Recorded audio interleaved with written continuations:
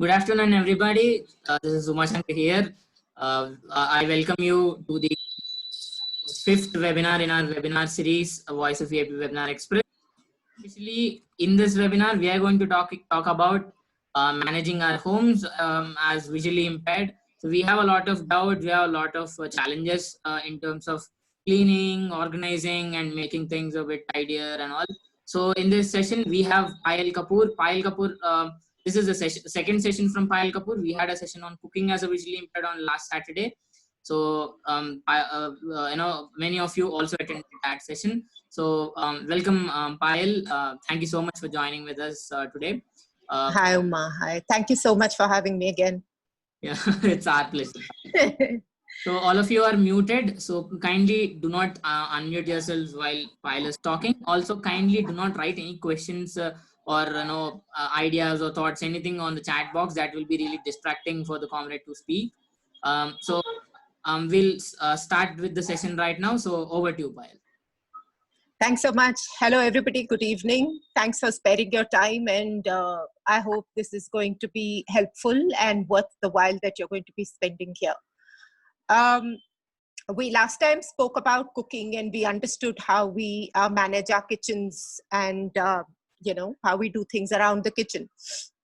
While the kitchen is a central part of our existence, usually in our homes, every home, it's not just about yours or mine. Generally, every home, the kitchen is the central part. But there are other spaces that are just as important, and we spend a lot of time in those spaces, especially for a lot of us who, work from home, or now, especially in this entire COVID situation, a lot of us are working from home. A lot of us are restricted to our home spaces, and there's not much else we can do. This unfortunate situation has somehow brought about a fortunate outcome. How is that fortunate? It is fortunate mainly because it has made us realize the importance of our homes and the spaces that we live in. So far, what used to happen, our mothers, wives, sisters, or a maid, or a helper, or somebody used to be the one who used to take care of a lot of our homes. I'm not saying everybody. I know that there are many of you who manage your own homes very efficiently. But in a large cross-section in the disability community, there are a lot of other people that are involved in the upkeep and caretaking of our homes and our daily lives. Nothing wrong in that. We all need assistance. We coexist. We have to, we all have a symbiotic relationship wherein we take help and we give help. So that's the best way to be living, which is absolutely fine. But what has happened recently is that we have realized that our spaces are definitely our own. And with suddenly everybody being in the house, you realize that, you don't want somebody coming into your room and doing things for you. And, you're putting the hand in your cupboard. And when you're not at home, you don't realize all these things. Suddenly you're at home. And while you're working at home and things like that, no maids are not allowed to come, helpers are not allowed to come in. So the pressure on everybody has been very high in terms of performing, in terms of helping at home, both men and women alike. It's not one person's responsibility to do this. So we've suddenly realized, and we've suddenly seen this entire new paradigm, wherein people are suddenly, you see all the men of the house contributing. They're cooking in the kitchen, they're helping with the cleaning. Some of them are sweeping and swabbing. Some people who have little children, if their wives or the mothers are taking care of something else, then they take care of the children, because ultimately you're all stuck at home in the same space. So this has made most people realize the importance of their own spaces. Now, in doing that, a lot of people who've been doing it regularly on a regular basis, it's been all right. But for a lot of others, it has posed complete new challenges and has, created the requirement and the need for a completely new learning, which means you're managing your own spaces, you're managing your own rooms, you're helping in the kitchen, you're helping in keeping the house clean. And all of these things then suddenly are of great importance. So what have you realized? You've suddenly realized that your mom wants you to sweep the floor. I understand that people are still going to be saying that, you know, mothers, a lot of mothers will say, no, it's okay, I'll do it. It's okay, I'll do it. They'll do it for 1 day, 2 days, 1 week, 2 weeks. This has been 3.5 months now. In 3.5 months, you don't expect one person to be doing all the work. You automatically, some people take it up automatically, some don't. So for those, let's say your mom will tell you that, okay, fine, or your husband or your wife or whoever is there with you is going to tell you that, okay, you help me with, can you help me with, you know, sweeping the floor? Now, if the girl is visually impaired and she's managing the home, she can always ask her husband that, I need you to help me sweep the floor. And now there are 2 visually impaired people in the house. This whole sweeping the floor and mopping the floor and, you know, dusting and all of that business takes a lot of time and a lot of energy and a lot of understanding of your space. So like we did in the kitchen, the first rule and your first mantra is orientation. You know that we as visually impaired people need orientation to anything. New space, new food, not something as small as on your plate, something new that you have bought, your clothes. So that orientation and understanding of that particular aspect is extremely important. So once you've understood, so you've been living in the house for a long time, but we don't know that there are chairs in the room that your mom, when she's sweeping, or the maid when she was sweeping, used to pick it up and put it in another place and then sweep and then mop and everything and then put it back. Or sometimes your mother would say, no, let's leave it, we'll put it somewhere else. Now you don't know that. So suddenly you'll see something strange happening, something strange, one new piece of equipment will appear, or because there are so many people at home, there'll be different laptops set up in different places. Everyone, you know, not everybody has big bungalows and mansions where they work. So we make the best of whatever room and whatever space we have. So we have to coexist in that way. There are many more people in our way. So your orientation, or should I say reorientation to your space, is extremely important. Understand where the things are kept, understand what all is required of you. Now, there are various surfaces that need cleaning. Let's start with basic dusting. When you're basically dusting, I think we as blind people are probably the most efficient cleaners. There is nobody else who will pay as much attention to cleaning as we do, because we are touching every surface and we are looking at it. You're taking a piece of cloth or a duster and you're cleaning things and you're dusting things. You'll constantly keep touching back to see, you know, whether the thing is clean. The minute you see some more dust that it's not there, you'll go back and do it. Whereas a sighted person can miss those kind of things. And a maid can just ignore it because it's just convenient. It's too much work otherwise. And your mom might say, okay, there's too many things to do. Now 2 days, I'm not going to do any dusting because I can't. So when you're doing something like that, please ensure that you know, you are well oriented to the various areas that have to be dusted, whether it is a window sill, whether it is, you know, your dining table, whether it is your TV table where your TV is, whether it is all the decorative items that are there. Our homes have lovely shelves with decorative items and things like that. Whether it is a sofa, whether it is any divan or whatever you're sitting on, or there is a carpet, all of those things. You have to understand those areas and the different ways that you can keep them clean.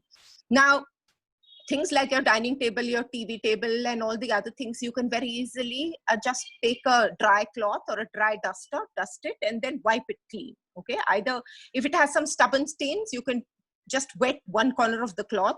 Instead of using 2 separate cloths, what you can very easily do is take one duster, one half of the duster, make it wet, and the other half of the duster, don't make it wet, leave it dry. But always remember to first clean with the dry cloth, because if we directly use a wet cloth and there's dust or there's some mud over there, it will be spread all over the place with the wet, you know, with the wet cloth. It will all just get spread out and become more dirty rather than clean. And any of your divans and things like that, also you can take a duster and with a very vigorous and heavy hand, dust it. Okay, beat all the dust out of it. Now, this is very strange. It will probably sound very strange, but you know, I know people who keep one separate broom, clean broom, plastic jadus. You get the plastic jadu. They keep a plastic broom only for the sake of dusting beds, dusting divan, dusting sofa, all of those kind of things. And you will be amazed at how beautifully it dusts. because it has those different different spokes on it, so it is a beautiful duster.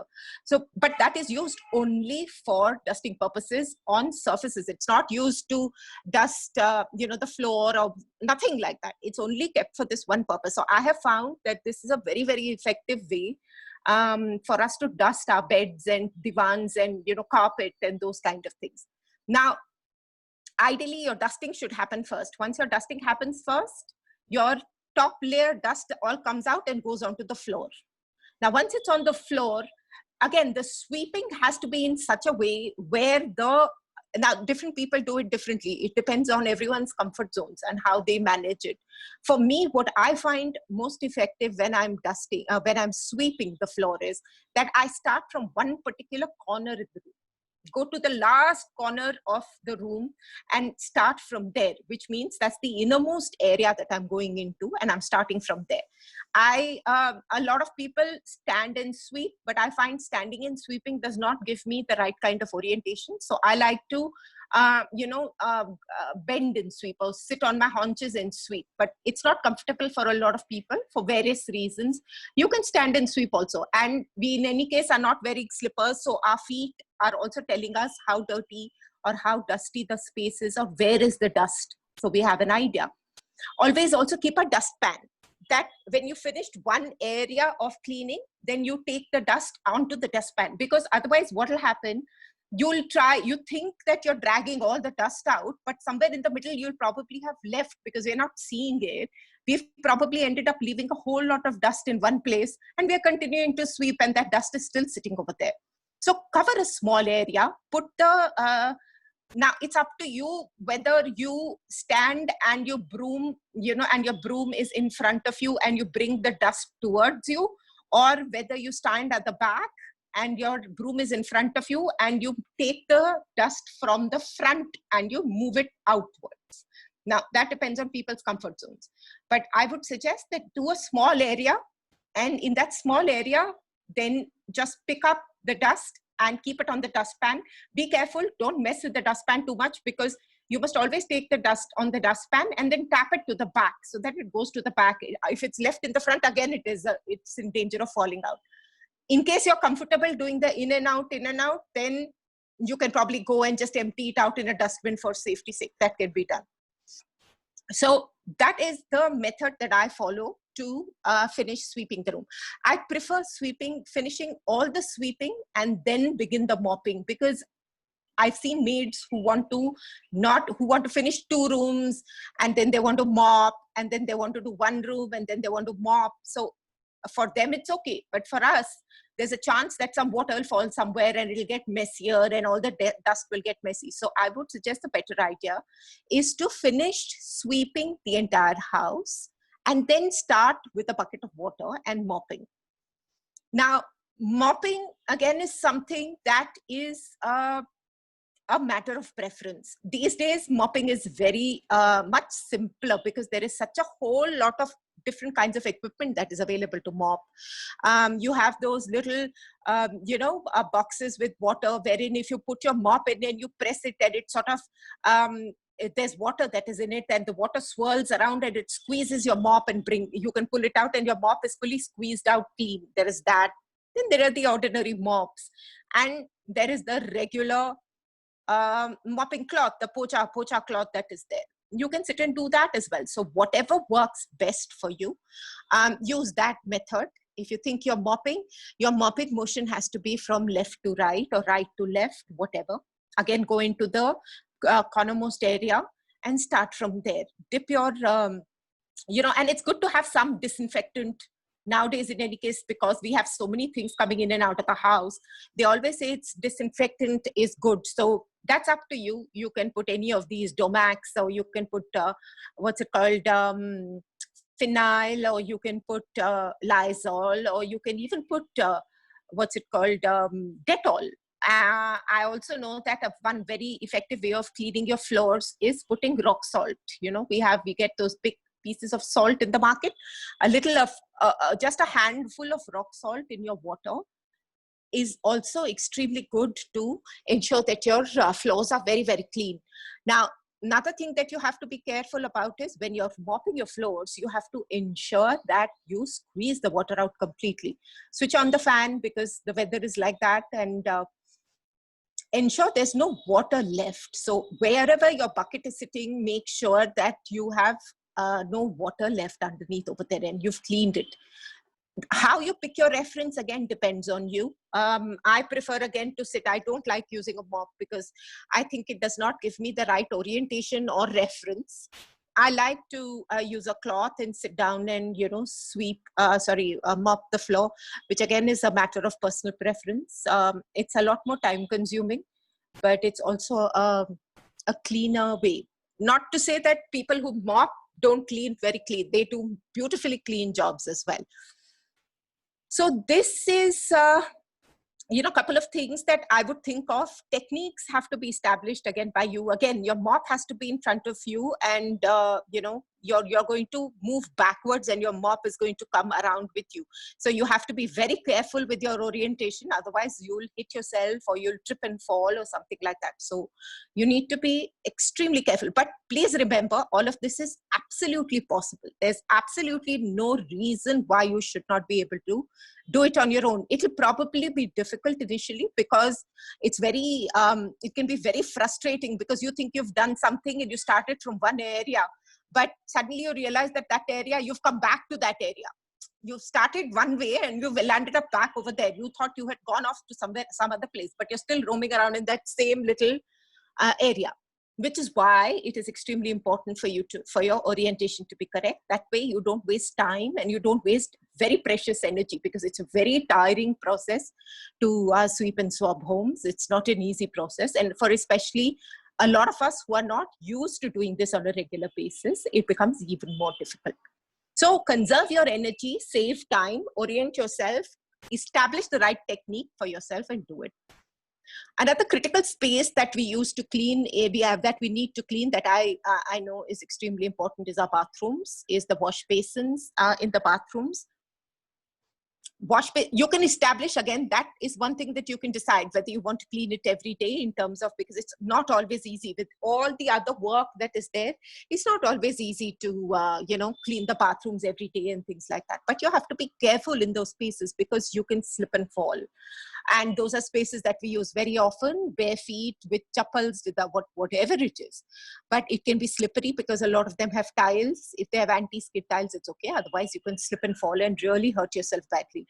So cleaning the sink is not a problem. Your wash basin is very easy. Keep a separate scrubber, and, you know, those Scotch-Brites or any one of those scrubbers, and a powder, anything, washing powder or a washing liquid, specifically for your bathroom in a dabba, and keep it separately where you keep all your phenyl and other such things.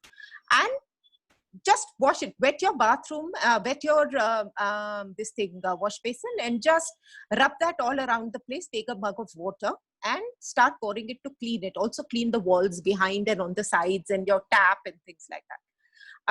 To clean your bathroom on a daily basis, I would suggest after you've had a bath, please ensure you wipe the bathroom dry, because that way what will happen, your soap residue, oil, all of those things won't collect over there. Otherwise, every day, if we are not being able to do this every day, then in that case, there'll be a problem. So preferably wipe your bathrooms every day nicely. Just take a cloth or a mop or whatever it is and clean it up nicely. The toilets are actually quite easy. We do a better job of it than sighted people do, again, because we put extra effort. There are liquids available, Harpic and things like that, that you can put into the toilet, and you know, have the special toilet brushes that you can use to scrub. You can leave it overnight also sometimes, or you can leave it for a half an hour or so and clean it up nicely. For your bathroom floors, what I do when I have to clean my bathroom is that I use a broom. The regular, the coconut fiber broom that is there, the Kobra Jadu that they call, that is what I use to scrub my bathroom. I take a bucket of water, I put some phenyl, I put some soap in it, washing powder, like, you know, clothes washing powder, Tide or whatever it is. I drop a little bit of that in it, and I take and go into the bathroom and I throw the water everywhere, and I scrub it with the broom in all the areas, corners, wherever I can find it. And then I take clean water, fresh water, and I throw all the water in it, and I take the broom and remove the water. Now, you also get those squeezies, those long sticks with a rubberized base over there that you can take to move your water along. So if you have one of those and that you can use that comfortably, that also cleans it up very, very beautifully. If you can work that squeezy in a correct way, then you don't even need to mop your bathroom afterwards with a cloth or a mop, because it just totally drains all the water, and in a few minutes your bathroom becomes dry. But then again, it depends on the weather. In this rainy weather and winter and all, it dries a lot more. It takes a long time when compared to this thing. Summer, everything dries up very quickly. So these are a few tips, and we can talk more about it as and when you have issues or whatever it is. Another thing that we find we are having to do a lot more of is organizing cupboards for the house. Now, washing clothes has happened. Now, washing clothes, again, washing machines are available, washing machines of different kinds. We spoke last time about orienting ourselves to all the equipment, and understanding with those digital panels how we are going to use them, and we figuring out what are the buttons we need to press and put either sticker bindis or whatever it is on them to know the order of what to do it. This is if we have washing machines at home. In case we don't have washing machines at home and we've had a maid who comes and washes our clothes, and now it has to be done by us, it's always a good idea to, now the choice is yours whether you choose to wash clothes every day or wash clothes every second day, depending on how many clothes you have. So little bit of water, little bit of any washing powder, and soak it for about half an hour, 1 hour, and things like that. And then you have to sit down and wash it. It's always good to have a stool because it's a little difficult otherwise. So you need to understand each of your piece of clothing. You cannot rub the brush on all the clothes. Colored clothes, please remember, have someone identify if someone at home is sighted, or if you're used to organizing your own clothes, please remember colored clothes need to be kept separately. Otherwise, all your clothes will get spoiled. I know most people who are doing this on a regular basis are aware of it. In case you're slightly doubtful about a particular color and you think that it's not going to run and whatever, a good idea is to put a fistful of salt. Take a handful of salt and throw it into the bucket with your soap water. Because with that, what happens is, this way, even if the color drains, the color does not go onto the other clothes. So this is one safe method of ensuring that your clothes don't get stained by the other things. So then you have to just understand how to rub the clothes correctly. And, it's generally the areas that get more dirty are the collars, the cuffs on shirts, and the armpits. Those areas are the ones that get dirty. The pants, the base of the pants, the hem of the pants get dirty. The pockets get dirty. So those are the areas that you need to identify and scrub a little harder than the other ones. And then rinse it out in clean water and put them out to dry. If the washing machine is doing it, then of course there's absolutely no problem. The washing machine will either do everything, or it will rinse it and you'll only have to take it out and squeeze them out and put your clothes up. So this is another very important aspect. So when you're drying your clothes, now here starts your saga of your entire circle of your clothes and how to handle your clothes and things like that. Now, if you have been given the charge, or you taking the responsibility of doing your clothes, in that case, what you need to ensure is that you understand where you've kept the clothes and what. So when you've taken your clothes out, it's a vicious cycle. When you take your clothes out, you need an understanding of what are the clothes that you're wearing, what colors, and what is it that you're wearing. So when you dry the clothes out, you have an idea about what you've dried. So the same way, then you have an idea that, okay, I was wearing a blue colored shirt and I was wearing black colored jeans, or I was wearing a white kurti and I was wearing a blue, blue leggings or a blue anything, whatever. Or I was wearing a white sari with a yellow blouse and a white petticoat and all those kind of things. So you have an idea as to how to sort those out. When you're removing your clothes from there, now there is two things that you can do. Ironing is also a little bit of a challenge right now for us. While ironing is very simple for blind people, it's just one extra job that needs to be done right now. So ironing can be done. But another good idea is when you've picked your clothes out fresh from the line, always please remember also preferably to turn your clothes ulta, inside out.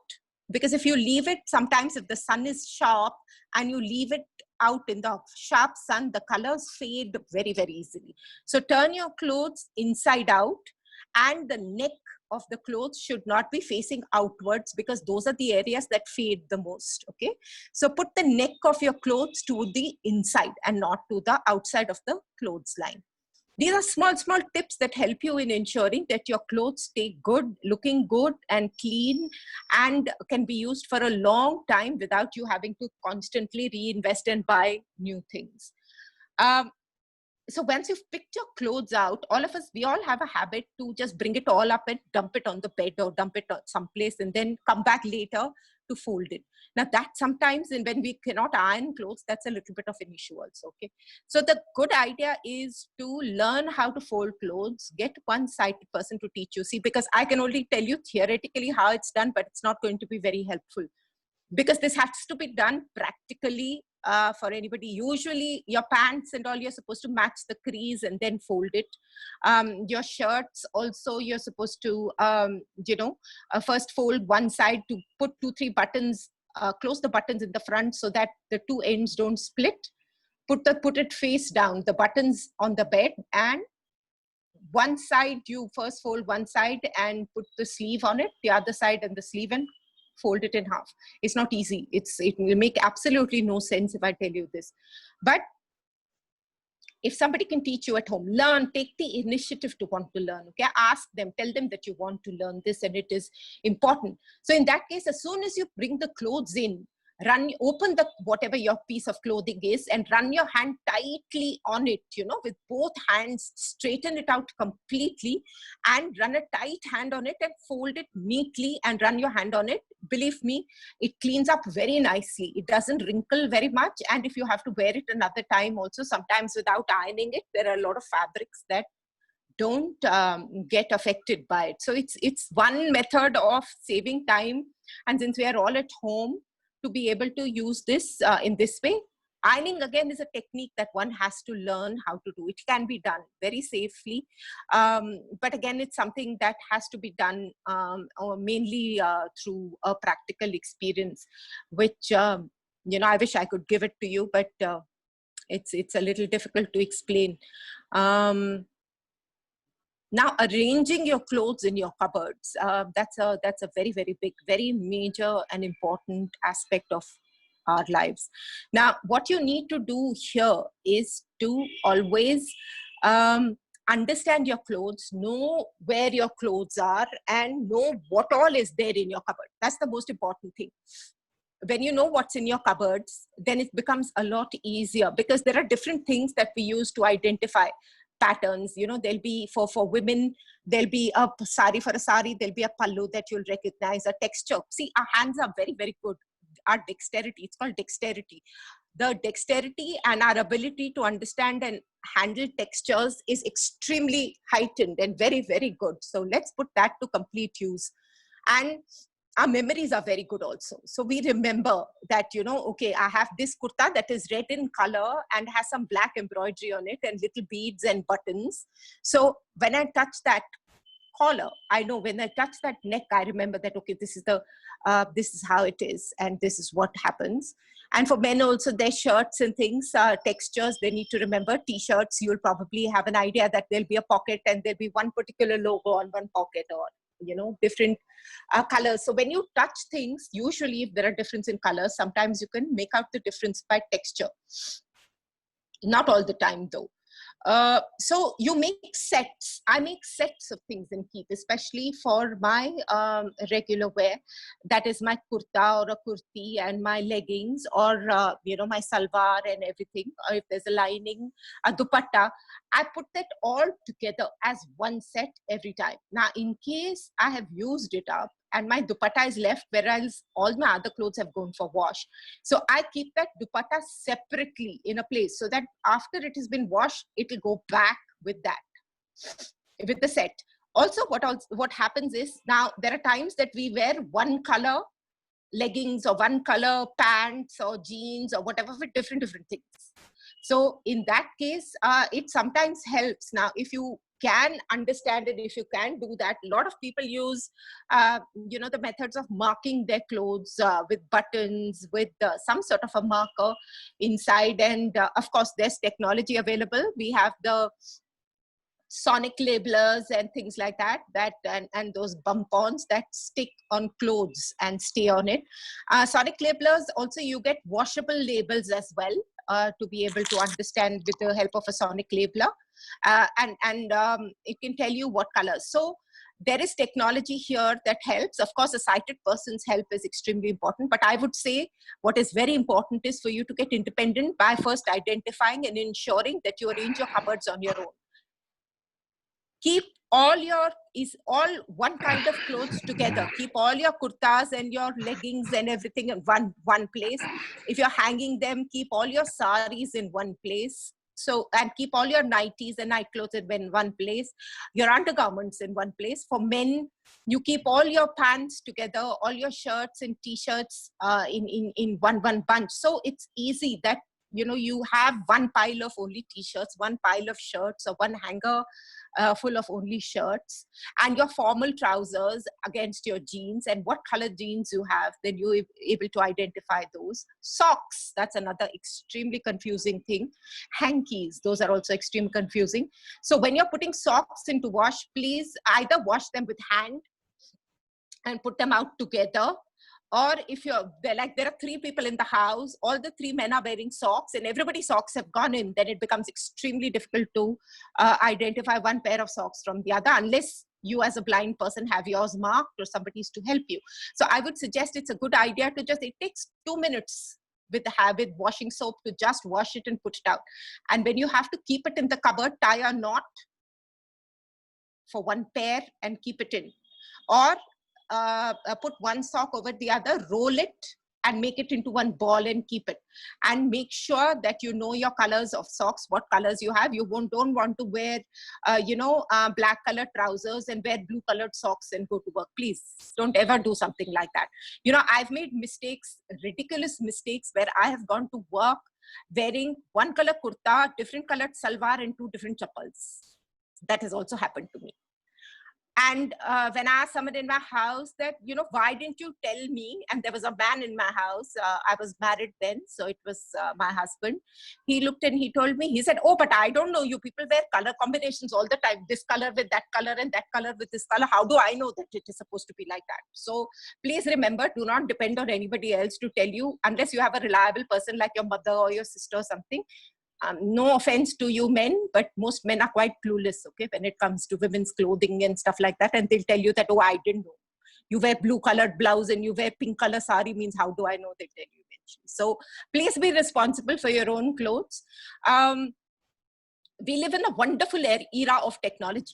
We have color recognition apps. Most of our phones are compatible with a lot of free color recognition apps. TapTapSee, Seeing AI, Colored Eye.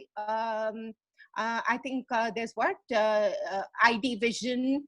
And of course, there's the most fabulous Be My Eyes. Now, Be My Eyes, has a sighted volunteer from anywhere in the world. You have to make a video call to them. You install the app, and you can only make a video call to them and tell them what help you need, and they will guide you with the camera with your phone, and they will give you exactly what information you have. So this is a world where we need to coexist, and since there is so much wonderful technology available, please ensure that you use the technology to the best of your advantage, okay? Linen, sheets and cushion covers and backrests and all those kind of things. So what I do is my sheets and pillowcases, I keep them together.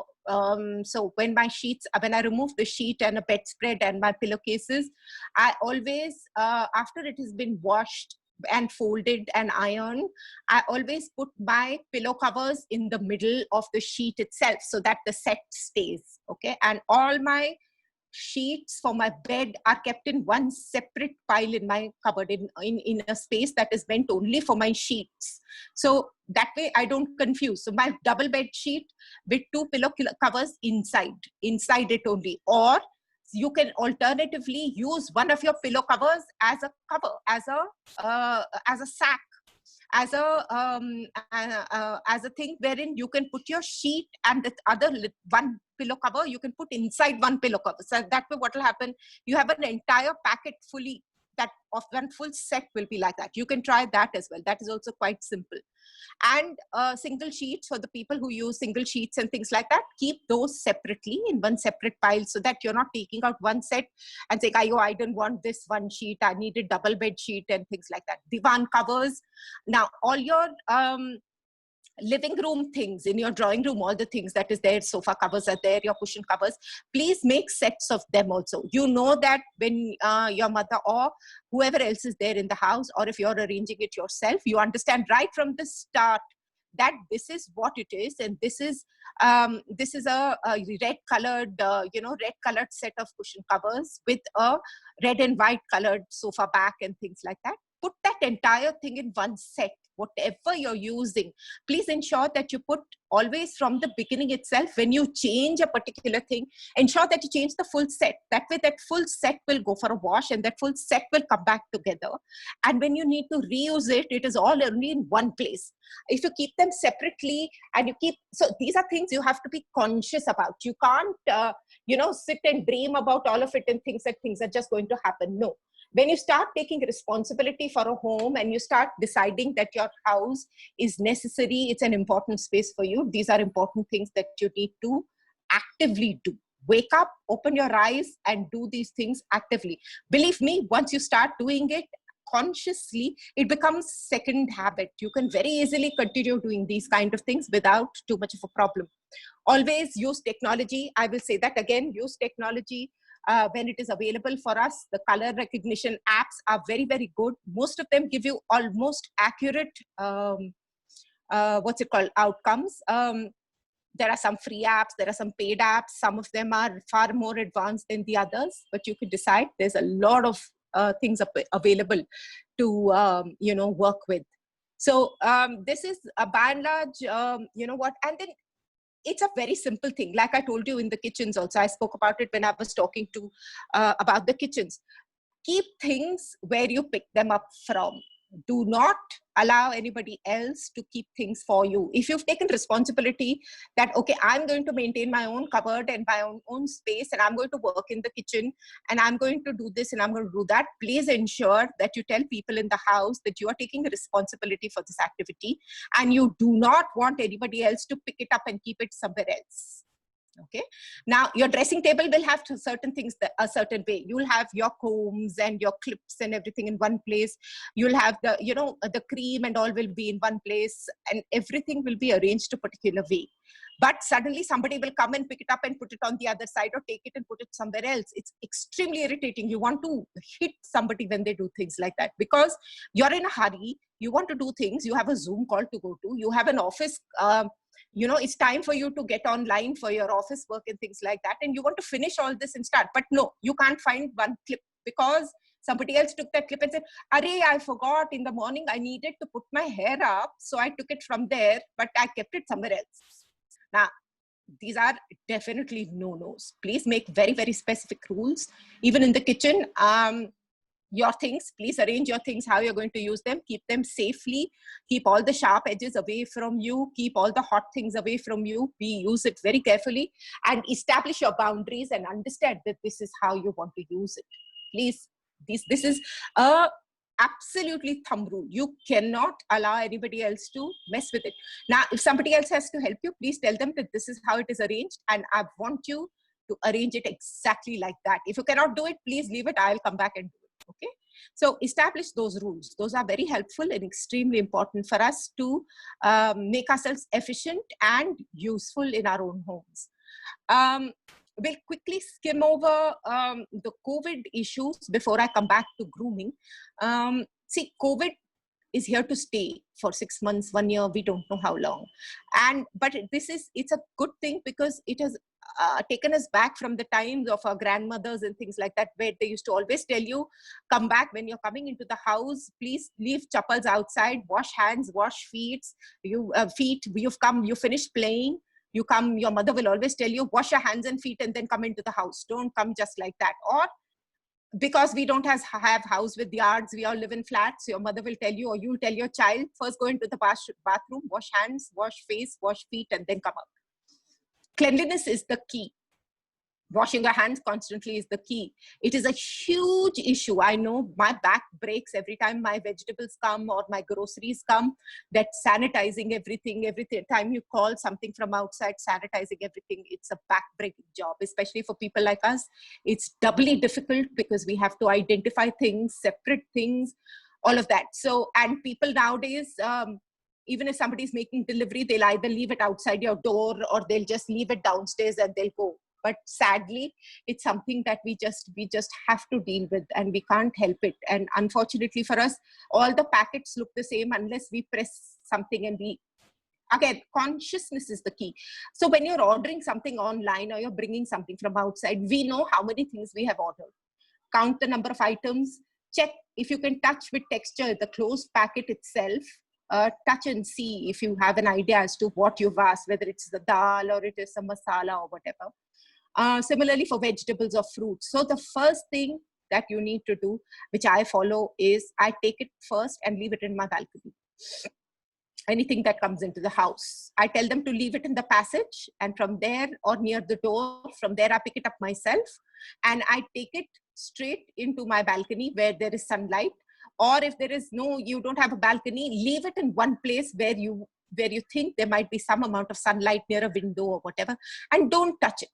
If it is not an emergency item, please leave it sitting over there. If you can leave it for 1 day, 2 days, 3 days, just leave it over there. I know friends who basically have one room. If there is one room over there, so they take everything and put it into one room and leave it over there for 2-3 days. They don't touch it at all. And after that, they pick it up and they clean it up with the sanitizer or clean it up with I use a Dettol liquid.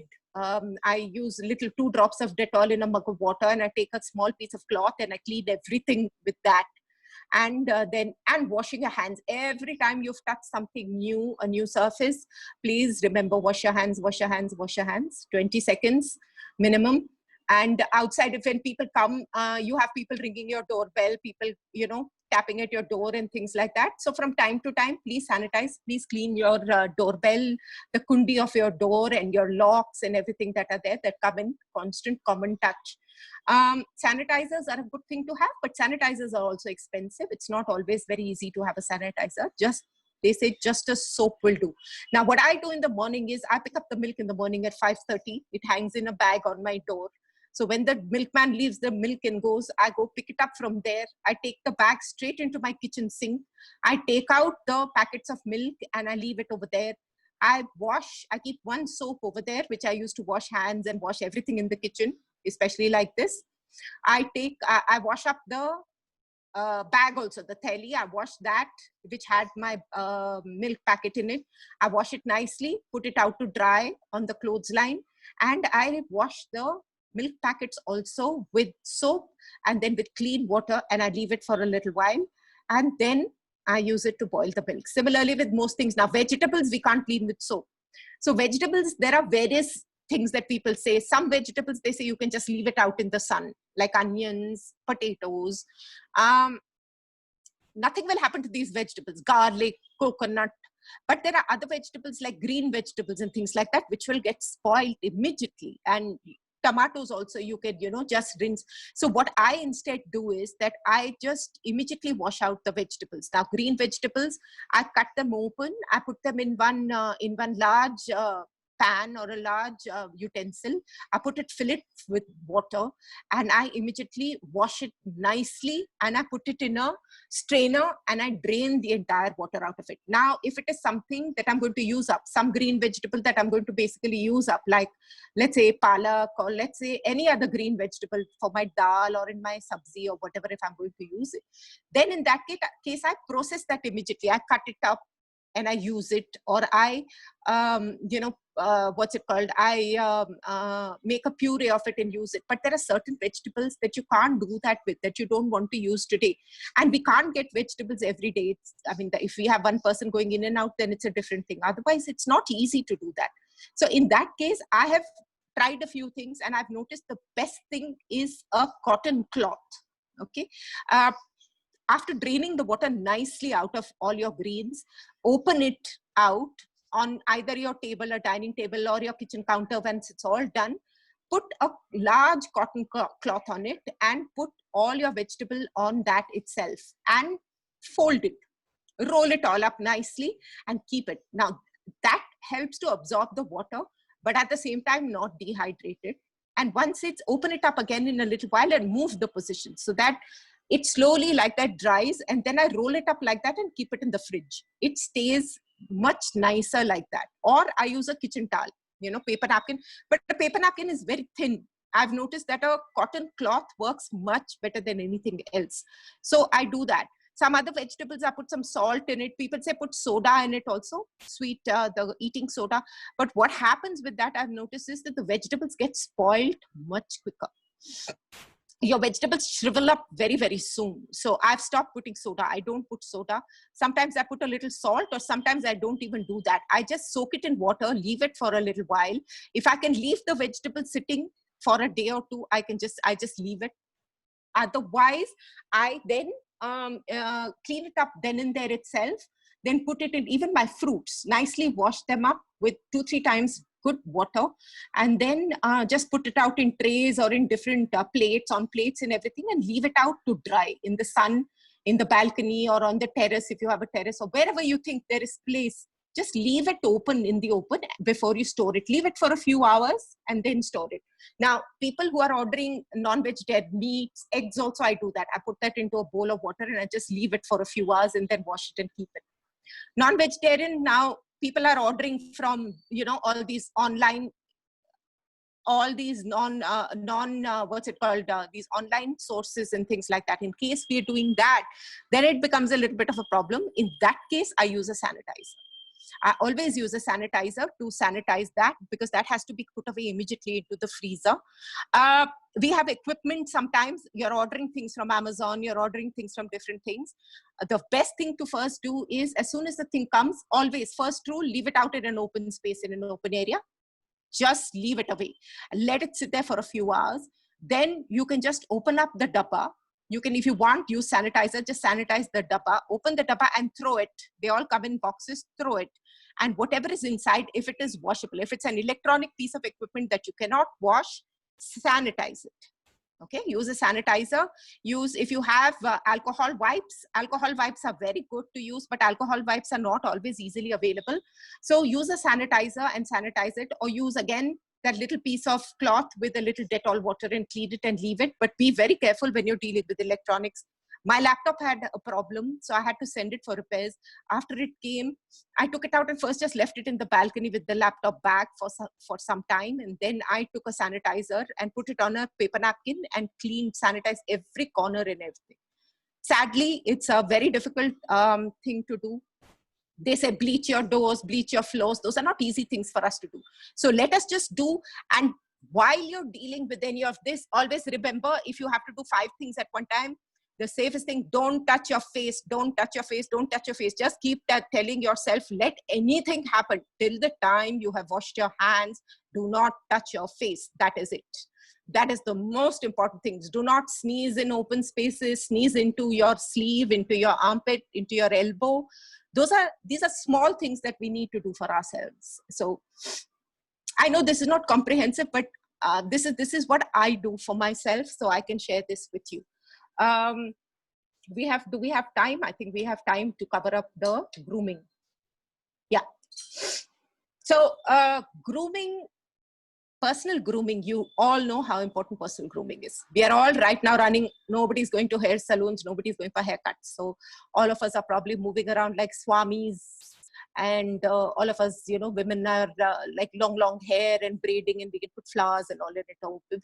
Somebody like me who's used to short hair has very long hair right now and things like that. So you have to keep working with it. But even then, in general, what is necessary is compulsorily your basic hygiene is necessary. Cleanliness is necessary. daily baths, ensuring you're using the right kind of soap, right kind of creams, oil, whatever you have to keep yourself clean is extremely important. There is no shortcut for cleanliness. You have to ensure that you're clean and you're looking your best, because if you're not clean and if you're not, you will never feel fresh till the time you haven't, washed your hair or you've combed your hair out and things like that. You'll never feel fresh. So it is extremely important to maintain a routine. See, in these days of the lockdowns, it's more difficult to maintain a routine because we have to get out and go. When we have to get out and go, we still do things. But otherwise, sitting at home, we just say, oh, it doesn't matter. But no, let's stick to a routine. Let's ensure that you're going to keep your hands and nails clean. Ensure that you're cutting your hands properly. For men who are using, who have beards and things like that, please ensure that you trim your beards regularly. You have wonderful trimmers that are available in the market, extremely safe. You have shavers that are available in the market that are completely safe. Please ensure that you're using it to the best that you have to. Keep your equipment absolutely clean. Please ensure that you clean your things that you use very, very properly. Sanitize them from time to time. Put them in anything, in Dettol water or something, because these are touching your skin.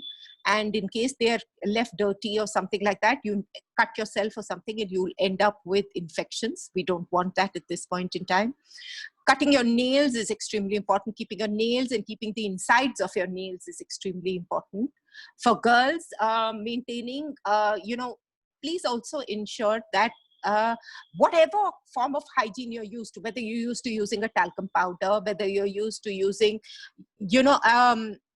an aftershave or some sort of a deodorant and things like that, please ensure whatever you're using, you use it. If you've used it once and you think you have to go out in the evening, don't keep putting on that. Clean yourself up first before you do it, because what happens is that all these things become stale in some point in time, because it mixes with your body odor and your sweat and things like that. And on top of that, a lot of people will wear unwashed clothes and then put some perfume on that and go. I'm sure a lot of people in offices, going to offices or to colleges and things, have experienced this. It's the most terrible thing to be around a person who's smelling of sweat.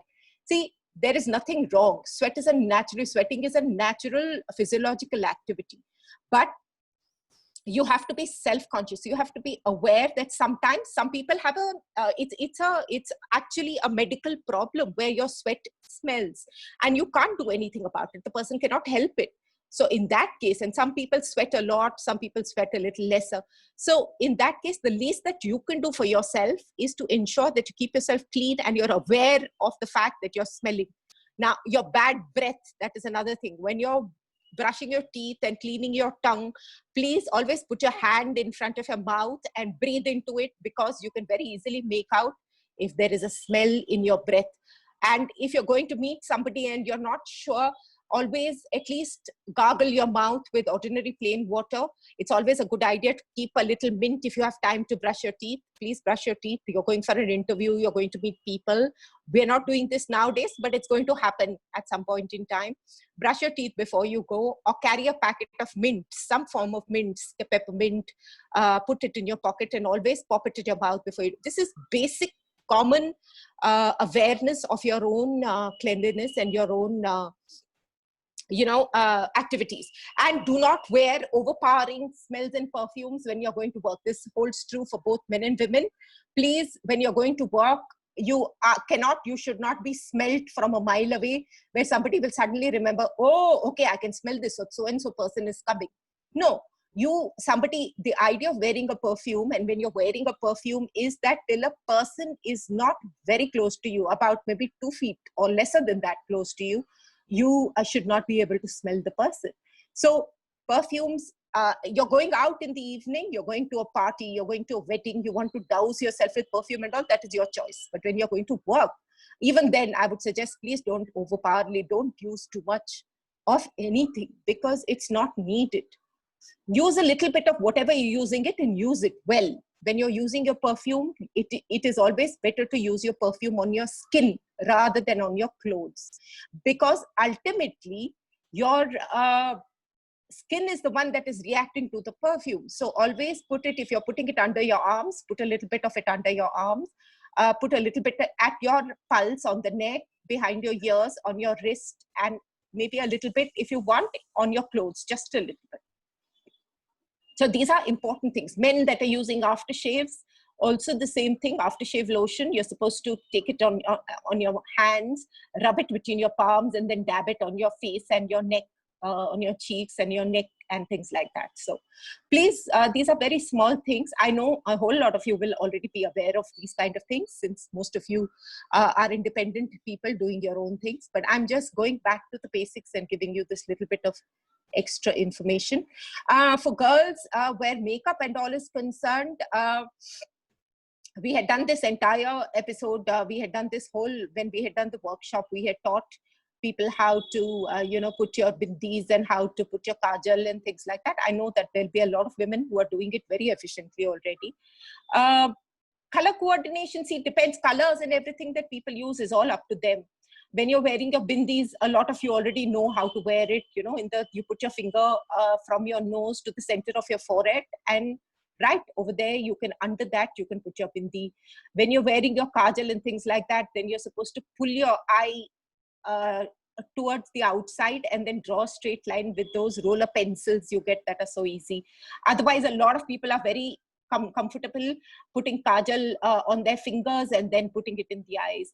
A lot of you are bring up, there might be some people who have children, visually impaired people who have children and are grooming their children. So if you don't groom yourself properly, you're never going to be able to groom your child properly. And what's the point in that? All the fun is in being able to do things together and do them well. So understand this for yourself, the cleanliness for yourself.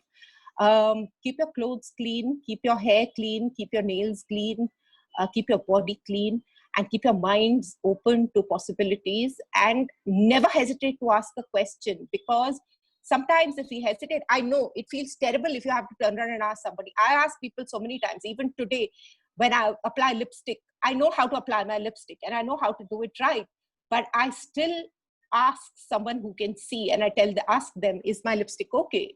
Is it aligned, or is it coming out, or something like that. So when in doubt, always, please remember, it's always helpful to ask somebody, even if it means you're going out somewhere and you're meeting somebody, and before you leave home, whoever you think, a friend or whatever. Nowadays, again, we are in the world of technology. Please make use of it.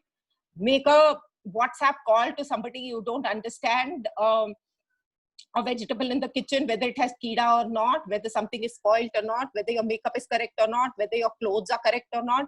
Please don't hesitate to make a call to somebody who can see, a sighted friend or somebody. Make a WhatsApp video call, make a FaceTime video call and show it to them. Interact with them and ask them if it's right or not. Believe me, it's a beautiful feeling. They'll be more than willing to help you. Ask for help. Ask for help. That is the first thing that you need to do. Okay. None of us are here to live alone. We are all here to live as a community, as a society, as a group of people, as a family. So we are never alone, and let's not make ourselves isolated and alone, because it's not worth it. If you do this together, it's so much more fun. So I hope that, I think I'll put an end here and allow you all to ask your questions. I hope this has been helpful, and we'll have, this will be, at least, I'm just giving you a framework. This is the rest of the colors to fill into all of it is entirely up to you. So good luck, all the best. And I hope that you're going to continue to stay safe and stay at home, and continue to prosper and flourish. Thank you so much. Thank you so much, Pavel. I think that some points when you're talking about, this some basic things, I think, especially when you were mentioning about the perfume, the overpowering perfume thing. And this is the second, you are the second comment our webinar express to mention that point. So I think those points are, yes, they're basic, but there's a lot of awareness gap. And at the end of the day, like you're talking, it is not about being independent, but always it is the interdependency that we always have. So, It has to be there. It is interdependent. We are living in a world that is interdependent. It is not just us because of a disability. The whole world is living in interdependent exactly. existence.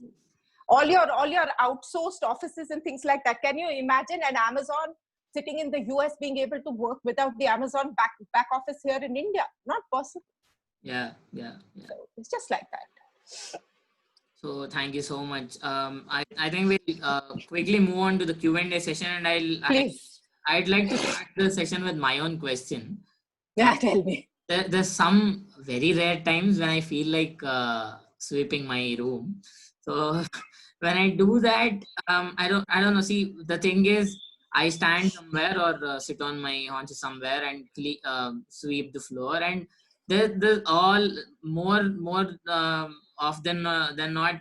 It's like I keep on stepping in the dirt again and again. In the kachra, yeah. So it's like, where do I again have to keep my foot? Because if I'm going to keep my feet again in the place where I already swept, that is going to be a problem. So See, Uttara, that's why I said how you position yourself is very, very important here. Now, what I do is, let's say I'm starting from somewhere.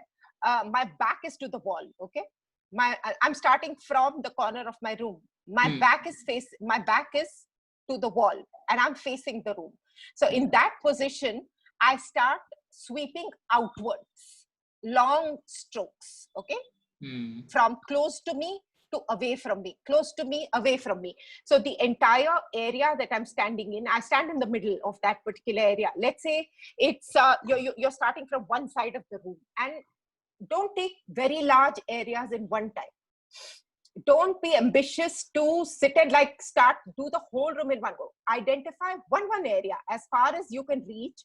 Take one area and move the dirt away from you. Move the dust. When you're sweeping it, move it away from you instead of towards you. So that way what will happen, you'll not step into it. And choose one area till, let's say, wherever your hand extends with the broom. Just take that much area on the side, like extend your hands right and left as wide as your hand can open, as wide as your broom can go. Just take that much area and move it away from you. Don't bring it towards you. So in those little bits, little increments, start moving it. And when you feel like you've covered a certain amount of area, and move forward with it, okay? Because what will happen is, when you're moving that little dirt, you're moving 2 steps ahead. You've moved all the dirt from that area, that entire line. Identify a line of work. One is going to start from the right of you to right in front of you to as far as your hand can extend to the left of you. Okay, that is your line of operation.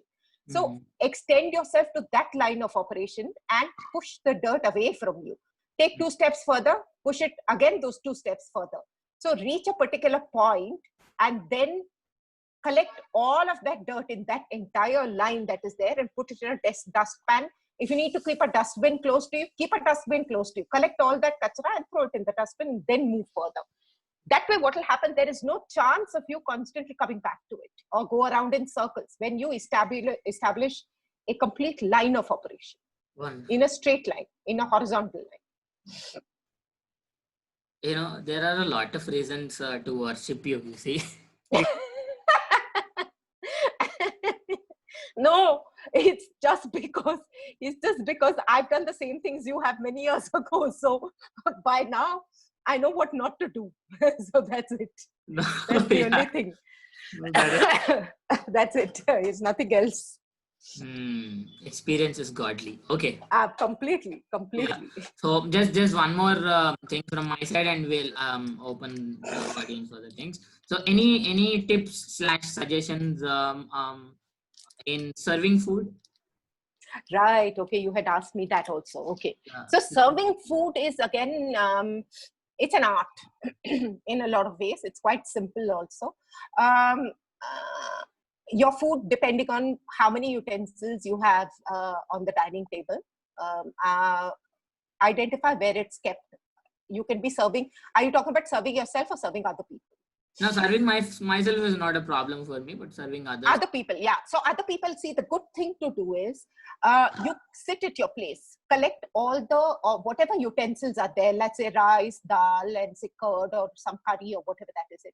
Keep them. If you're going to be serving this, don't be ambitious enough to walk around the room, around the dining table like our moms and all of them do, and serve people in their plates and all. Please don't be ambitious like that. You'll be throwing things into their lap and on their face and all that. Don't try it.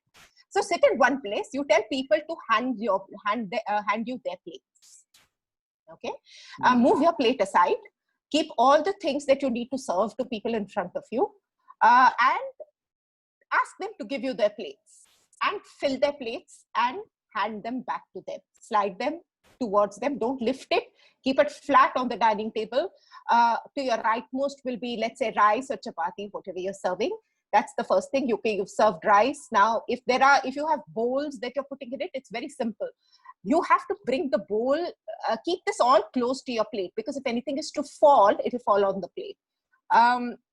So hold the bowl very close to the utensil from where you're pouring, or from the plate where you're pouring. Bring it as close to the bowl as you can. If you can lift the plate without tilting something, you can lift it up a little bit closer to the mouth of the bowl, and take the serving spoon, and straight from there into the plate you can pour it. That's not a very challenging thing to do. The liquids are a little more challenging than the dry things are. So this is a good thing. Take a deep spoon. I'm sure all your homes already have deep spoons. So that's what, don't pass things over to people, and just tell them very clearly, I'm serving, please hand me your plates one by one. Sorry. To serve themselves is simpler. That's a better thing to do. Always. The problem with me is, from the childhood, I always think that I am holding maybe a teacup or a coffee cup or a sambar bowl. I think that I'm holding it in a straight, but I always hold the bowls or cups in a tilt manner. At an angle. Yeah, it happens with me also. Even today, see, it's a little challenging for us, to be able to establish that, what's it called, that correct balance and those things. It is challenging at the end of the day. A lot of people give me a lot of things, like somebody tried to teach me how I should do things by the compass and all. I got so completely lost. I mean, I could have redefined the compass at that point in time. It was so bad. I can't do it. So it's okay. It's all right if somebody corrects us.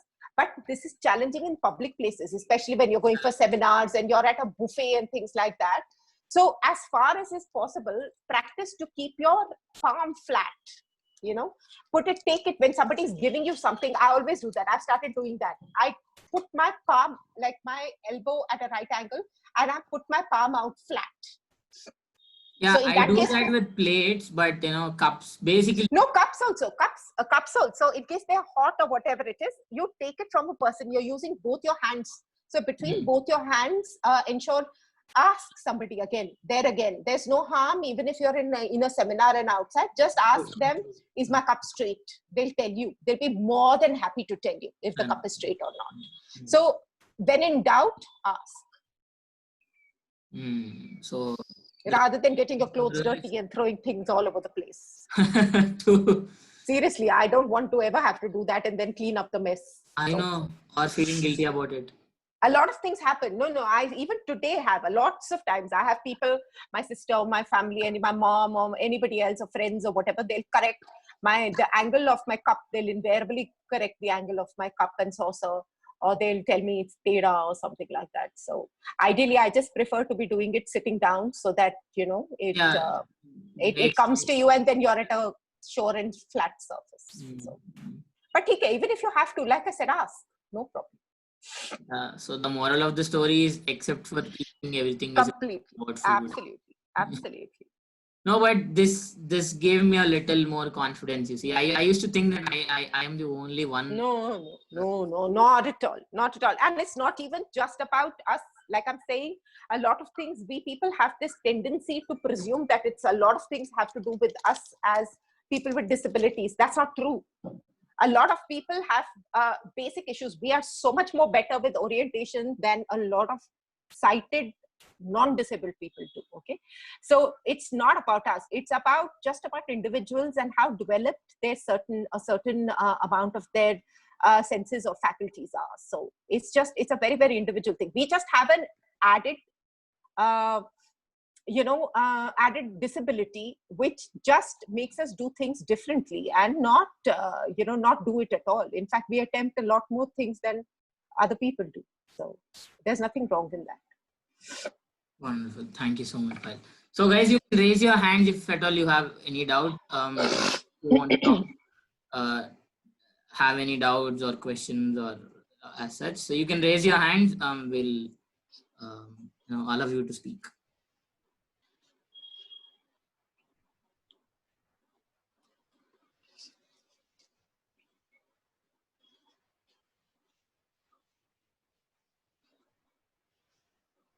All independent, capable people here. That's good.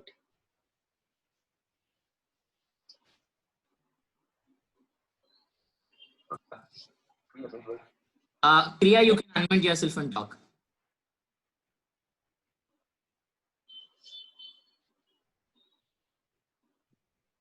Hello. Yes, Kriya, you're audible. Yeah. Yeah. Hi, Kriya. Hi, Payal ma'am.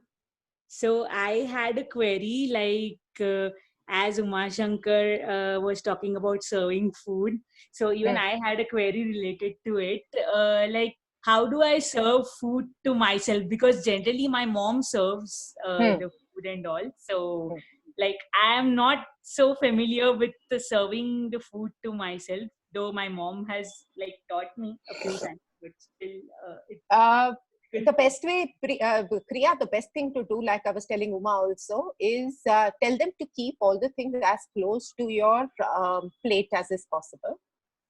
And you have an idea of what is cooked, right? There's roti and there's dal and there's sabzi and there's salad or dahi or whatever that is. Okay, so you have an idea of that, and keep in your mind that you are going to be handling liquid. Let's say dal, patli dal, and it's going to be difficult.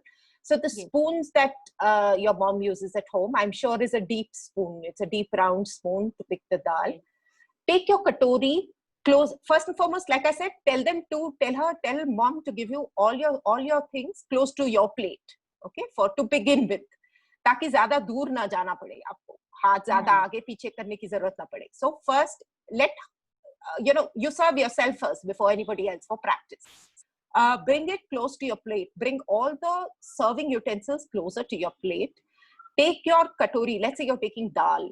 Okay, hold your dal ka katori, in the empty katori in your left hand. Bring it close to the vessel in which the dal is kept on the table, the bowl. Okay, and bring it as close to the mouth of the dal, the top jo uska upar ka jo bhag hai uske paas mein. Bring it over there and put it close to that. Like, let the top of your katori touch the surface of the dal ka bowl. Okay. Now what is that? It's close, na? It's very close. And orient without pouring, without dipping your spoon in the dal. Orient yourself to see with the spoon the distance between the katori and your dal. So where you're going to lift your dal and it's going to come into your katori straight away. Almost. Matlab, it's almost just dipping into the dal, taking it over the rim of your bowl and into your katori.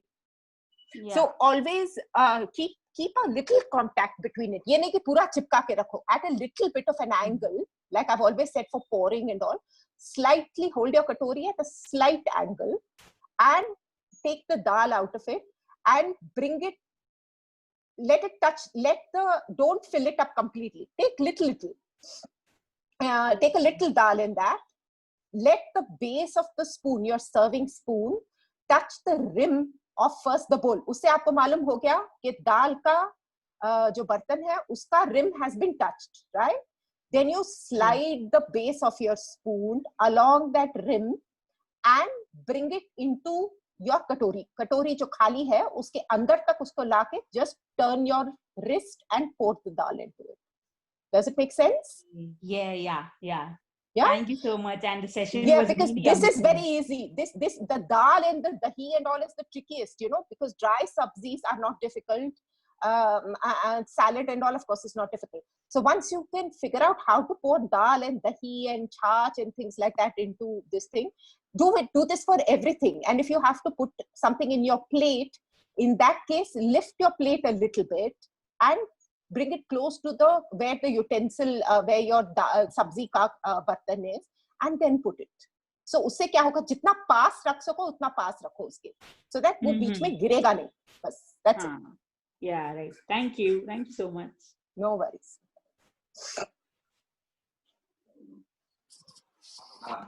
Sarita, thank you, Kriya. Thank you so much. Sarita, mute yourself and talk. Sorry, I can't hear you very clearly. We are Sarita.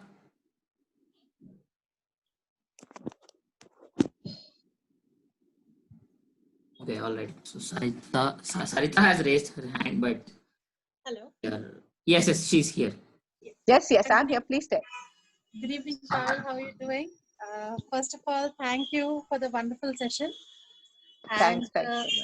The problem that I usually face is, I like to wear a lot of bangles. I used to.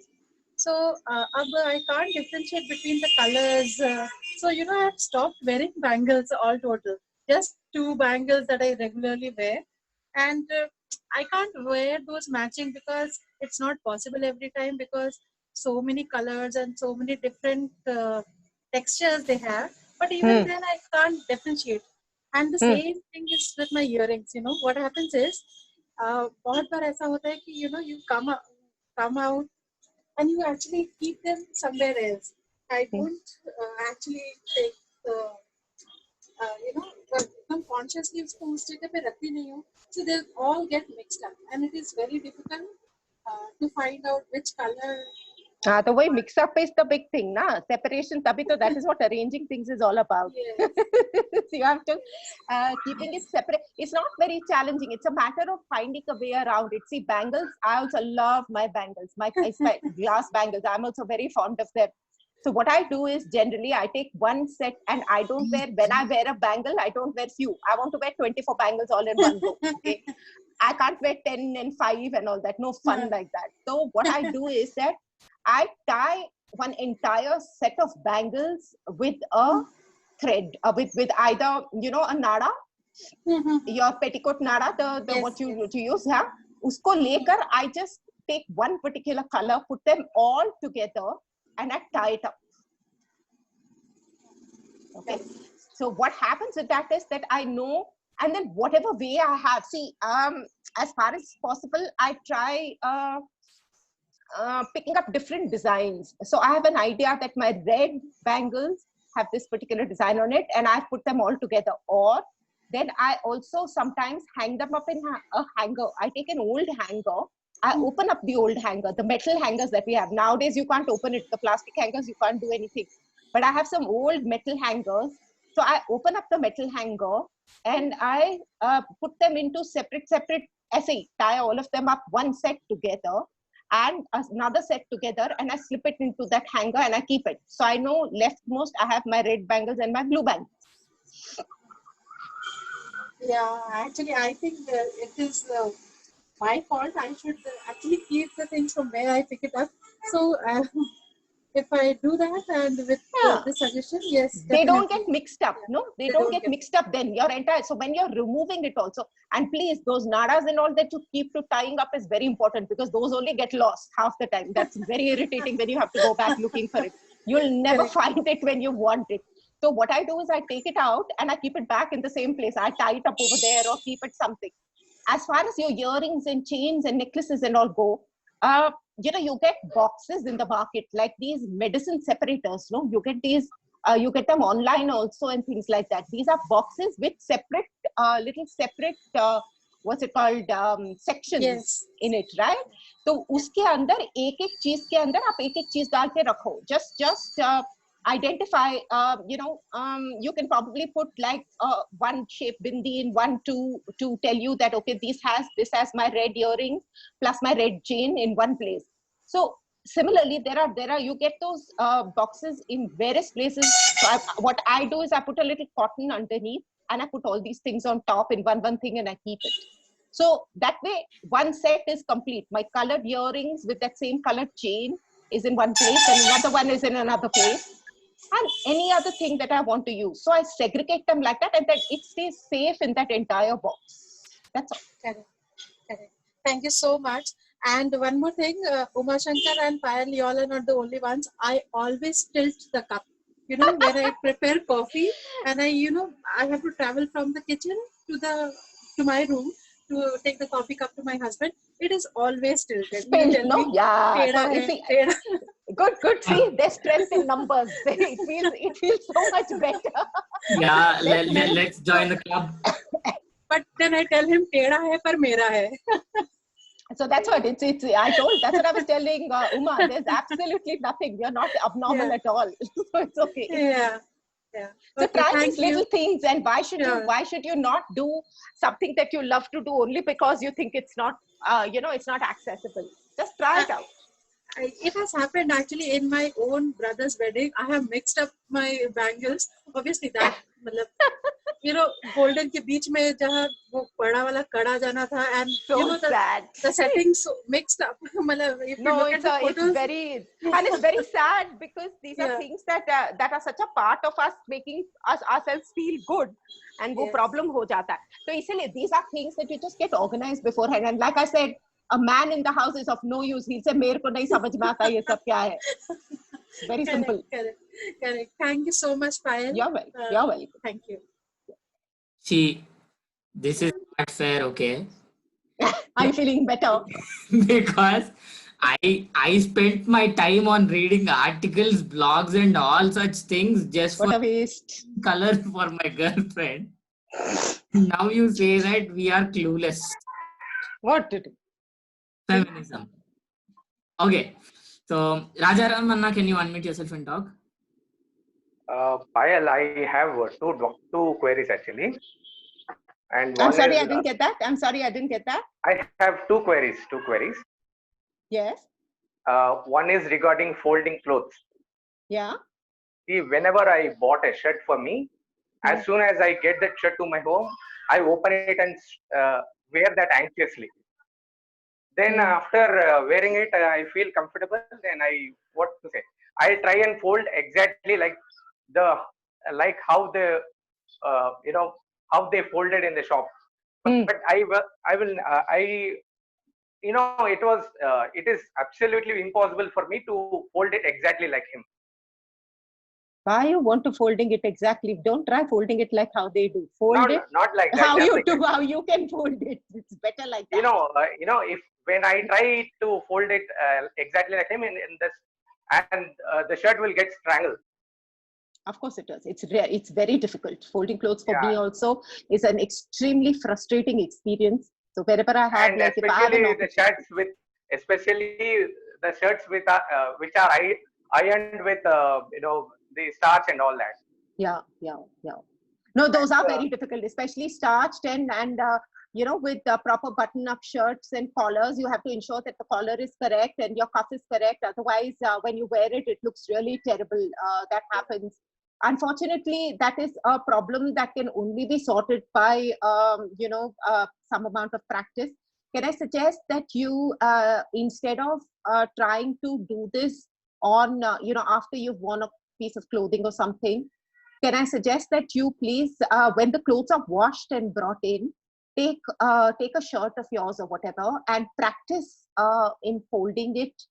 See, what they do in the shops is usually threefold. We don't need a threefold in the sense that they put the bottom in and then the top. So when you open it, it opens up like a book, in three folds. That's very, very difficult for us to do. So what I generally do is, like I said, I put it face down and I first fold one side halfway through to the button. Your button putty is in the center, absolute in the center of your shirt, correct? So take one side that is on, let's say the side that is facing you from the button putty, take it halfway, as in half of the fold, it should reach up to the button putty. Start you're starting from the back, of course, because your buttons are facing on your bed, and take it halfway up to the button putty, where you can feel the button putty, just up to there, that much of a fold. Then you take the sleeve and bring the sleeve on top of this folded portion.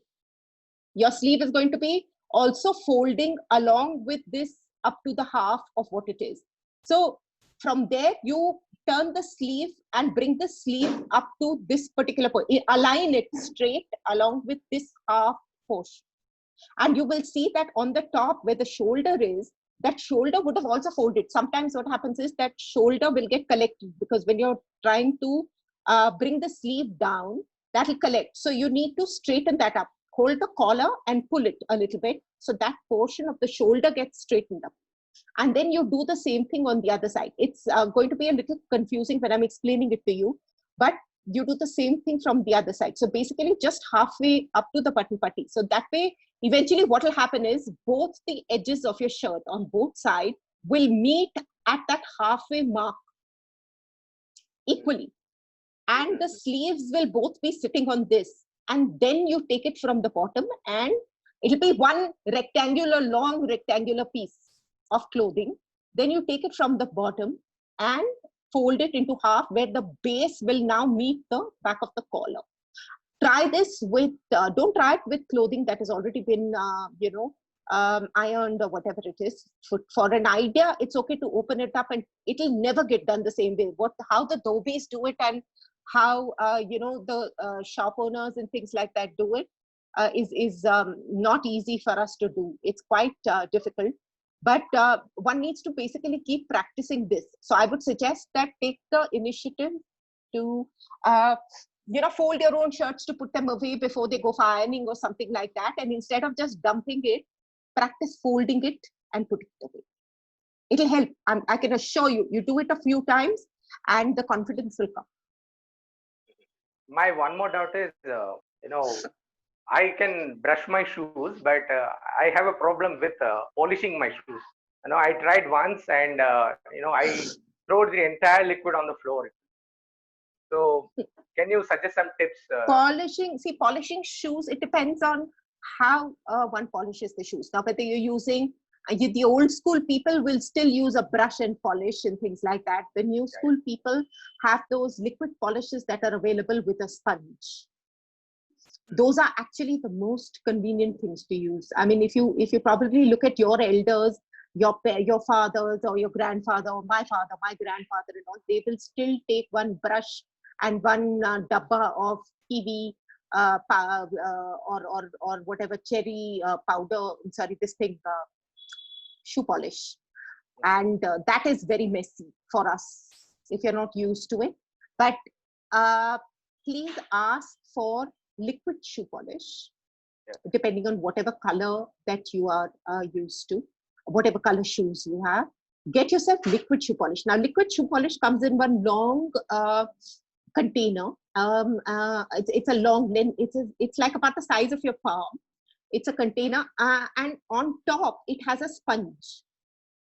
Okay, so it on top, when you open the lid of the container, it has a little sponge on top. So all you need to do is put your hand into your shoe, lift it, take this bottle, shake it up once nicely before you open it, then tilt it and touch the sponge with a little pressure onto the shoe and rub it all over. Because the polish comes in through the sponge, and the sponge helps you, without doing anything else, to spread the whole thing over your shoe. You can just go along the texture, the surface of the shoe right around. Start on the top, finish, start at the rims. That's a good place to start for orientation. Go right along the rim of the full shoe, and then start like you do coloring and painting like that. You start filling in, go in long single strokes, do the top from the top of your shoe to the middle too. If you have laces, then laces. If you have those Velcroed shoes, then those. Just bring it up and down, and right around. Do just the same thing. Leave it for a couple of minutes to dry. Just touch lightly with your finger to the back of the shoe. Don't do it on the top of your shoe, because it will leave your finger mark. Do it at the back of the shoe where it's not visible. Just lightly touch it. It is dry also very quickly. Once it's dried, keep one cloth to basically only for your shoes. Okay, when you're just to clean your shoes and whatever. Preferably an old bunion or something like that. Those are the best things to clean your shoe. An old bunion, there's nothing like an old bunion to clean your shoes. Then you take that and just nicely polish off, just clean it nicely. It'll take off all the excess polish and you'll have a bright, nice, clean polish shoe. Liquid shoe polish, that's the magic. Thank you. You get liquid shoe polish colored also, and you get one neutral as well. Okay, so the neutral is something that you can use on most everything. It gives your shoe the shine. Yeah. Buy those. There's nothing like an old bunion. This is a great statement. Yes, the bunion, there's nothing like an old bunion. Don't throw old bunions, they're very useless. Yeah. Dr. Suresh Babu, can you unmute yourself and talk? Yeah, can you hear me now? Yes. Yes, I can hear you very clearly. Yes. Yeah. Good evening, Payal. Good It was evening. great listening to you. This is Thank you Suresh so here. Thank you so much, Suresh. And my question is something related to personal hygiene. Yeah. And I wanted to know, if you have any home natural remedy for white hair, I mean to say gray hair. And when you have one or two in your head and you don't like to color them or apply henna, so just and do you have any other just natural? I have recently in the past 6 months, 8 months gone totally gray. Okay, so I've done everything Wayne there was to do and things, and I got fed up of it and just let it all go. So unfortunately not. I won't be able to be of much help over there. See, although I wouldn't know any home remedies per se, but I'm currently using a product, not for graying hair, but basically for the health of my hair. There is this entire Ayurvedic regimen that is available. It's locally available in Hyderabad itself. And they sort of, promise that for people who have an issue with premature graying, that their regimen makes a difference. They give you, so what they do is they have this online test that they make you take. So since it's Ayurveda, so they are, and I've heard about it from a lot of people and it has helped a lot of people, which is why I'm attempting it as well. So they do what they call a dosha review. So you know that Ayurveda is based on your various body types of doshas, as they call it. So they make you, they have a few general questions that they ask you about yourself and your body and, your skin and various other such things. Once you fill that, it's an automatically assessed kind of things. They have, I think they have Ayurveda specialists who do this. And once the dosha analysis is done, then they come up with exactly what kind of dosha you're working with, what your body type is.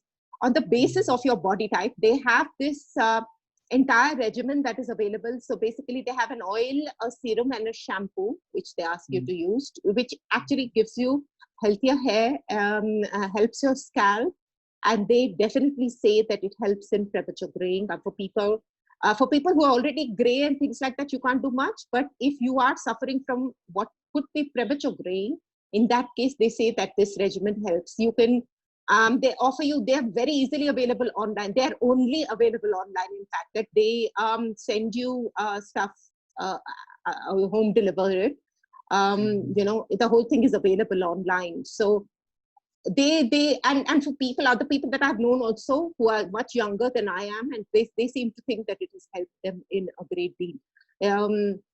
I don't know if you'd be interested in that, but in case you are, then I can give you details about that, because so they have 1 month, 2 months, 3 months, 6 months. Is it working out? Like, how is your experience with it? Well, in my experience, it has definitely made a difference to each of us have a different problem. So based on your questionnaire, they are able to establish what your problem is. I have a problem with falling hair and weak roots and things like that. So they tell you straight away that it takes at least 3 to 4 weeks for your body to get acclimatized to the new treatment, and they swear by absolutely pure Ayurveda products. I have a very close friend who had bald patches on her head due to some health issues. And within 3 weeks, she saw a difference in the amount her hair was falling. She's been using it for 3 months, 2.5 to 3 months now, and she has new hair growth. So I suppose that is very, very what promising. my family or friends say, that when you have 1 or 2 hairs, they say that it's negligible. It actually, everybody has 1 or 2 hairs, you'll be surprised. But everybody, that 1 or 2 gray we hair, should be careful everyone before has. it gets into, Everybody has them. Yeah. But I feel that we should be careful enough before it gets into the entire, head of yours. Like nothing, it will eventually get to the entire head of yours. What will you do then? Tell me. Yeah. It'll make you more distinguished. It'll make you more distinguished. Come on. I mean, do you, okay, on an aside note, let me tell you, today, cosmetically graying hair is a fad. Okay, it's a huge international fancy. People actually go and cosmetically get their hair grayed. Please, I was shocked when I heard some people told me, "Oh, you're very with fashion. Did you go to a parlor and get your hair grayed?" I said, "Are you mad? Why would I want to go to a parlor to gray my hair?" They said, "No, because it is a huge fashion in Canada." A friend of mine from Canada, a friend of mine from US said, it is the in fashion. Everybody, the youngsters, 15, 17, 20-year-olds are going into parlors, spending hundreds of dollars to wear that look. So we Indians do not go to parlors then now. We do not have to go. So I would think you should probably consider yourself just short of being very in fashion. No, just be okay. It's all right. I mean, don't hassle yourself over it. The more you worry about it, the quicker you'll gray. So just let it go. Let it just be a way of your life. And if you have to gray, isn't it better to have little gray hair than be bald? Oh, yeah. So lesser of the two evils. You have to decide now what you'd like. I think the white hair, the gray hair is better than having the bald hair. Correct. My point. Exactly. So it's okay. Just leave it be. If it has to gray, it'll gray at some point in time. If you're 30, it'll gray. If you're 35, it'll gray. Let it happen. It doesn't matter. Yeah, I'm going coloring hair is really not a great idea. You're dumping so much chemical into your hair that it eventually does damage your hair hugely. It really damages, and it doesn't just damage your hair, it damages your scalp, and the entire chemistry of your scalp changes with it. So if you can avoid it, and at any point in time, I think you should just let it go. Yeah, that's the reason why I have asked you for some remedy. Yeah, no, home remedies, I have really no idea. And henna also, if you're using henna over a period of time, that's fine. But what will happen is, if you're using henna on gray hair, it conditions your hair, and all of that stuff happens. So they say that a combination of henna, shikakai, and rita, these three things put together help also. Shikakai also has this thing of making your hair better and darker and things like Shikakai, that. henna, and? But why? Henna, shikakai, rita, all these three things, are boiled together with some tea leaves, and the extract taken out of it, and then you mix it with a little bit of henna and apply it. It won't be black, but it'll be a deep brown. It'll be a very, very deep brown kind of a color. And if for people who use mustard oil, a little bit of mustard oil is very, very good as well. But what happens is that over a period of time, if you don't do it, then it looks odd. Yeah. So it's best to just once you're committed, it should be a lifetime commitment. Absolutely. To your hair. There are better things in life to do. Believe me, there's better things in life to do. Just age gracefully, let it happen, and just be confident in what you have. That's the most important thing, because if you're uncomfortable with what you have, it reflects in everything you do, in your personality. But if you accept it for what it is and make yourself one with it and say that it's okay, let it happen as it happens, believe me, your level of confidence is multiplies manyfold, and it helps you in the long run. No, it's not about confidence and all. I just wanted to know if you have any kind of No. natural remedy. No, just grow gray. It's okay. Doesn't matter. Yeah, it was lovely listening to you, and take care. Thank you so much. Thanks. Thank you. Thank you so much, Suresh. I think I can also suggest people to contact Payal for No, hair please solution. don't. No, please don't. I have no suggestions to give. I'm sitting and battling with my own hair. No, it was like every early morning 7:30 ka program. Grow your hair or make it more. 7:30 in the 7:30 is not morning. 7:30 is midnight for me. Please don't even try it. So It's same for me as well. Yeah, it's a midnight for me. So it's like that. So okay, cool guys. So we'll take one last question if anybody wants to ask any question. Anyone? Yeah, hello. can you speak? I'm Raghu. Oh, sorry. Hello. Raghu, you can talk. I can't hear the voice. Yeah, good evening, ma'am. Good evening. Yeah, I'm Raghu here. So it was fantastic listening to you because I felt that these are, nothing remained to be asked again. But one thing I felt is you have explained everything in the end to the start and until the end. But I would like to know some tips to maintain a room where we pray. To maintain what? The room where God stay. Actually, can I say that? Sorry, I didn't get that. In the sense we I pray. mean, he means the puja mandirs. Yeah, that's what. That's yes. The what? Puja mandir. Puja mandir. What about that? He wants to know some tips to maintain puja mandirs. You have one in the house? Yeah, yes. You do. You have what do you have? Do you have a puja room or do you have a one of those wooden mandirs in the house? No. Just we had a shelf. No? Okay.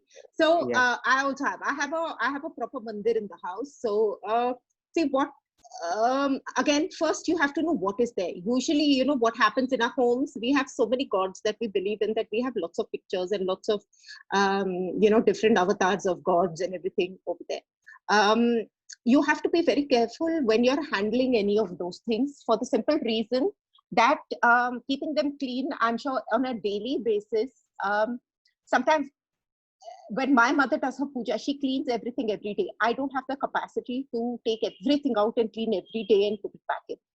I cannot do it. So what I ensure is that the utensils that I'm using, let's say agarbatti, if you're lighting, do you live on your own? Do you live alone? Yeah, yes, I do. Okay, you're living alone.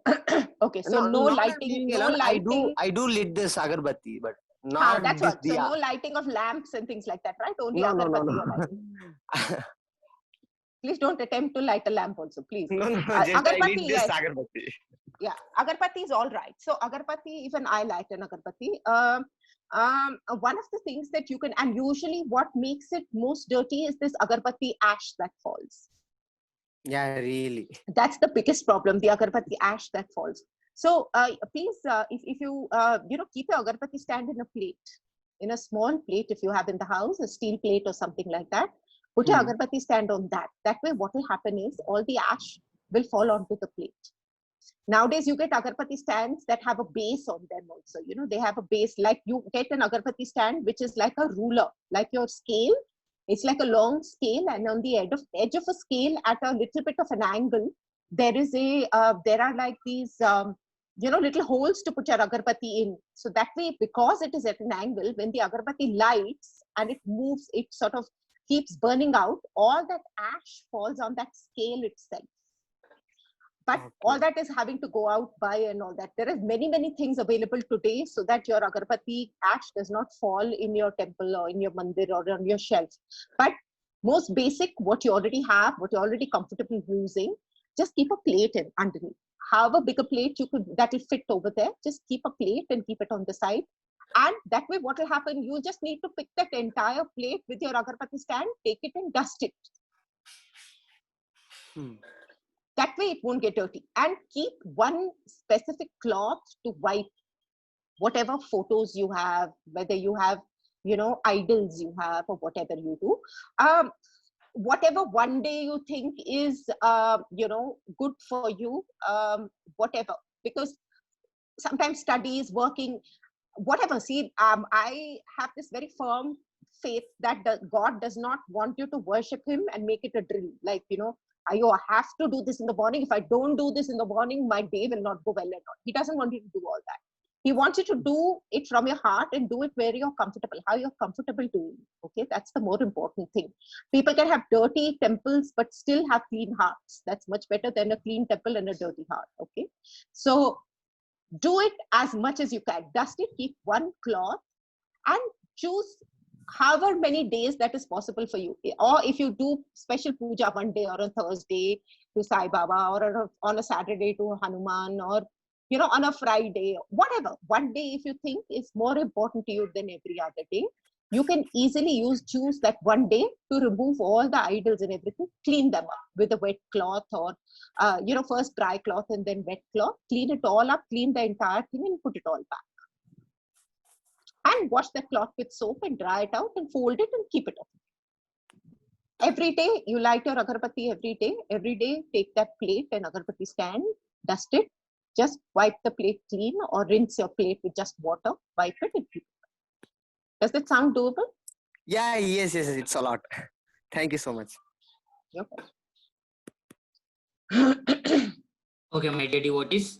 So I think we'll wrap up the session here. So thank you so much, everybody, for participating very actively and asking away your whatever doubts you have. Very interesting questions also. Very, very varied and interesting. I like the way how it closed with the puja thing, because it's not something that I even actively thought of. So I think it was wonderful, because it's a very integral part of our Indian lives.